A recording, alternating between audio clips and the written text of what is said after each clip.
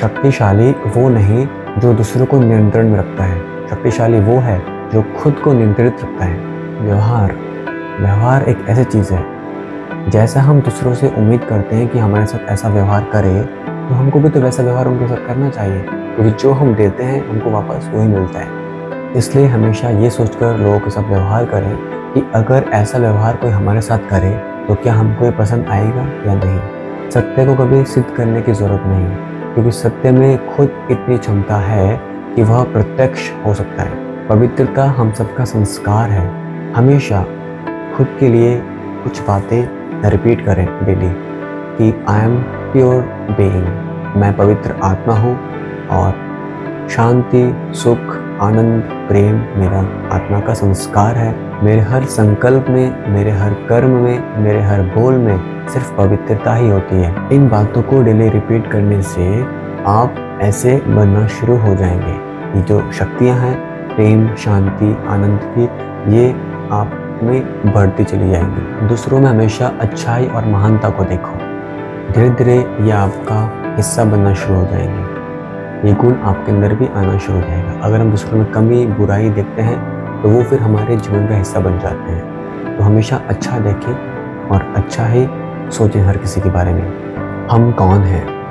यह प्रश्न है तो बहुत सिंपल, लेकिन हम में से कई लोग इस प्रश्न के उत्तर को नहीं जानते। हम इस शरीर को चलाने वाले ज्योति बिंदु स्वरूप चैतन्य शक्ति आत्मा है, पिता परमात्मा के संतान, जो 5 तत्वों से बने हुए इस शरीर में भ्रिकुटी पर निवास करती है हमारी आत्मा, और इस शरीर द्वारा सृष्टि रूपी रंगमंच पर अपना अपना किरदार निभा रहे हैं, अपना अपना रोल प्ले कर रहे हैं। यदि आप चाहते हैं कि जीवन में किसी भी बात का अफसोस ना रहे, तो आपको एक बात पर ध्यान देना होगा कि यदि किसी से भी अगर आप मिलते हो तो ये सोचकर मिले कि यह आपकी उनसे आखिरी मुलाकात। ऐसा करने से आपके रिश्तों में मिठास आ जाएगी और आपको अफसोस नहीं होगा अपने व्यवहार पर, अपने कर्म पर।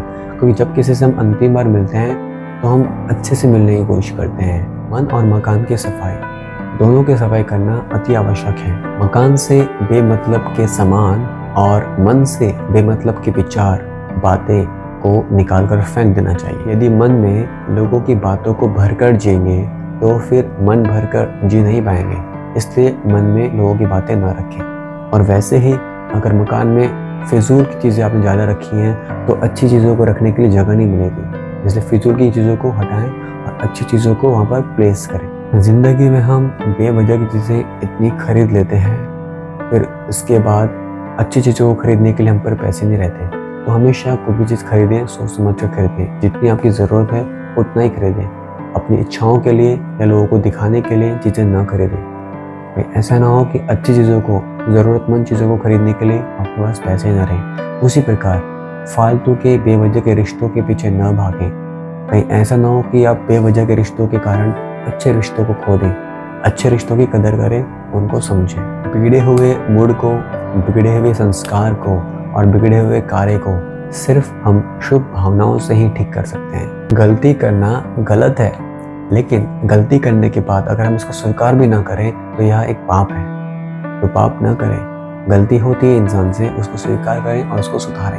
अपनी गलती को किसी और के ऊपर इम्पोज ना करें, किसी और पर मत थोपें। सफलता का आधार है सरलता, इसलिए अपने व्यवहार में, अपने व्यक्तित्व में सरलता को धारण करें। ऐसा करने से सबका सहयोग प्राप्त होगा और सफलता भी मिलेगी।